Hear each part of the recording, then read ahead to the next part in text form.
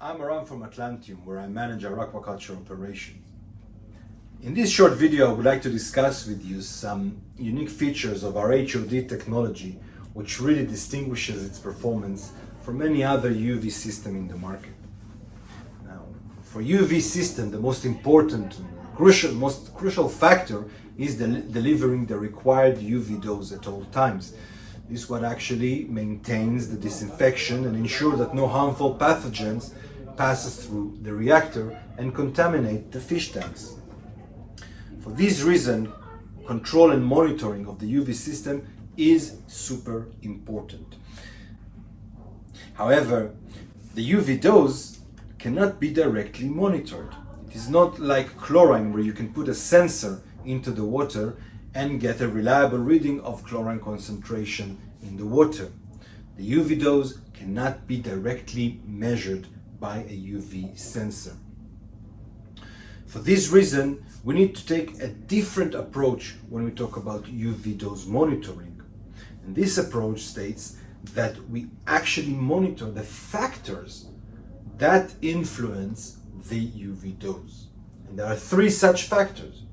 The first factor is lamp power.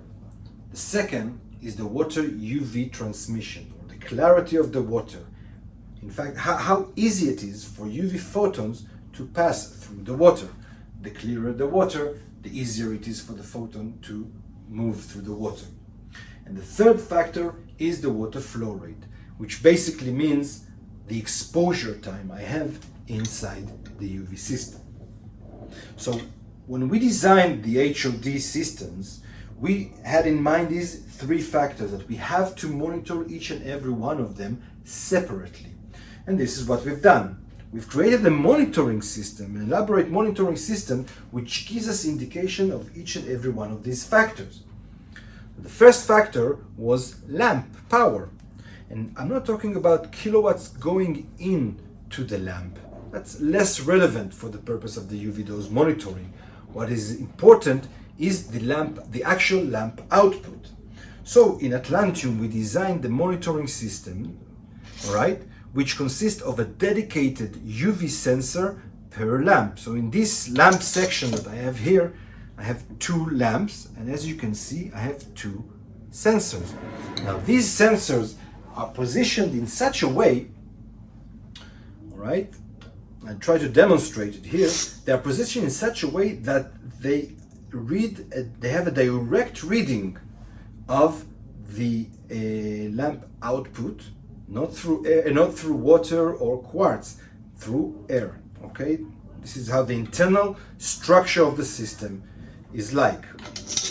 Okay, and this gives me basically the actual lamp power, the actual UV ammunition I have to work with inside the disinfection chamber.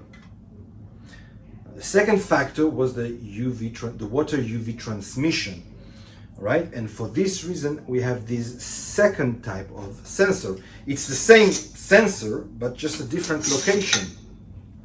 In this location, this sensor looks at the lamp output, the quartz sleeve, and the water. All right, and the algorithm between these two sensors will give me the UV transmission of the water. It will give me the actual measurement of how much light is effectively working. I have the 0 time or 100% of my light here, and here I have the actual working light inside the water. The third factor was the flow rate. Okay, and for this we just install a normal flow meter before the system, which feeds direct real-time flow information to the Atlantium controller. And in this manner, we cover the three factors that influence the UV dose: lamp output, water UV transmission, and water flow.